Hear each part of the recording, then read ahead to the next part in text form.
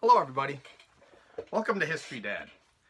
Today we're going to continue our series on the history of sex and gender, although honestly it's probably more the history of sexuality.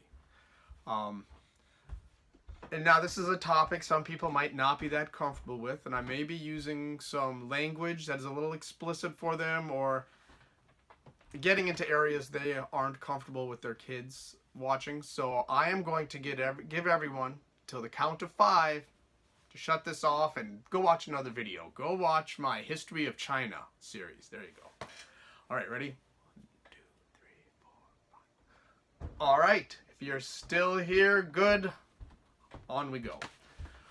Okay, what I'm going to talk about today is really a shift in how we viewed sexuality, and it comes down to who is the authority. It was a shift in authority on the topic. Early on, it was the church.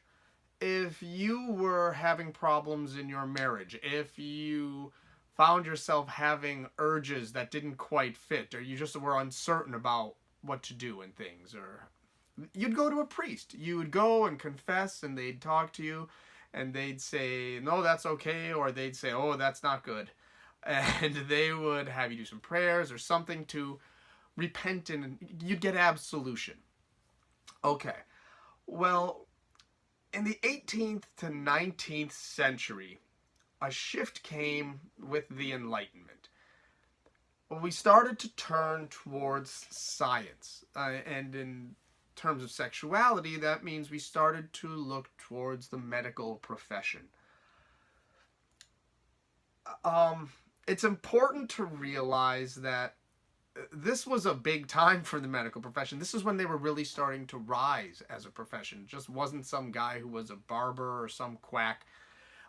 You were supposed to go to school, you were highly educated, and we decided specifically on the medical profession being the authority because all of the people in leadership positions, lawyers, judges, all the people in politics, all went to the same schools as the medical doctors. They figured, hey, we knew this guy in school. It's obviously a good school. I know what I'm talking about. They must know what they're talking about. And that kind of led to them becoming the authority on these matters. So why is this important? Well, it changed how we viewed the world in many ways. How we viewed ourselves, how we viewed our interactions. Okay, an example. I have an example. It's an odd example, so you'll have to stick with me. I am going to look at a crime, a horrible crime. Jack the Ripper. In 1888, there was a series of murders in the Whitechapel area of London. These were grisly, violent, sexualized killings of a man killing prostitutes. Now, prior to this time, if it had been 100 years, 200 years earlier, they would have come to two possible conclusions, or probably both conclusions. Somebody is either possessed by the devil, or the devil has come to earth and is doing this. And they would have said, well, they were prostitutes, they were immoral, this is God's wrath, this is judgment, they deserved it. Okay, well, now with science and psychology and sociology and psychiatry, people looked at things differently. They thought, this is a seriously mentally disturbed individual. There is a psychological, medical reason that he is doing this. It really changed how people viewed things and how they proceeded in life. Instead of things being on religious terms of moral and immoral or good and evil, it switched to scientific aspects where things were going to be healthy versus unhealthy, or normal versus pathological. These are important changes in how we viewed the world and who we listened to as a society, who we took our instructions and our lead from. Okay, maybe in many ways this could be good. It helped cure some diseases. People would get sick. You wouldn't think, well, it was God's will. People would look for cures. That's good. There were a lot of benefits to this shift. there were also a lot of things that didn't change. Really, the same people were viewed as good or bad or normal or abnormal than were before. There's a circle.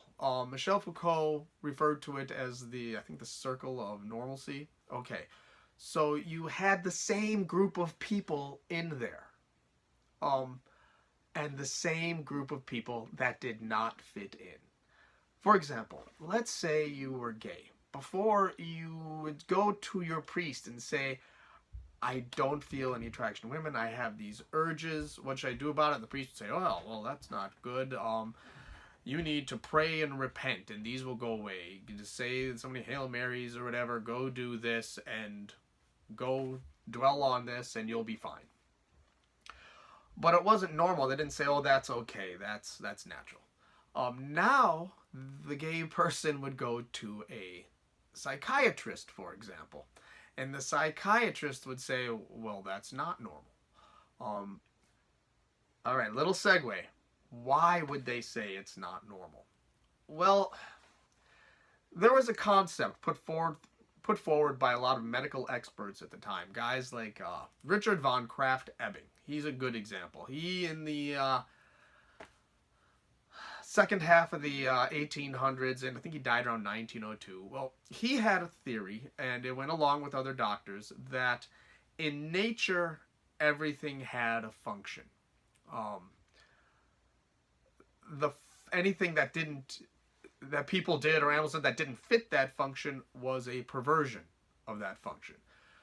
To them, anything involving sexuality or sex had one purpose, and that was procreation or reproduction. And if it didn't fit in that, it was abnormal. It was a perversion. So if you were gay, it was a perversion. You weren't at all normal. Even if you were heterosexual, and you wanted to have sex, but you didn't want to have children, if you didn't want to procreate, that was considered a perversion or abnormal.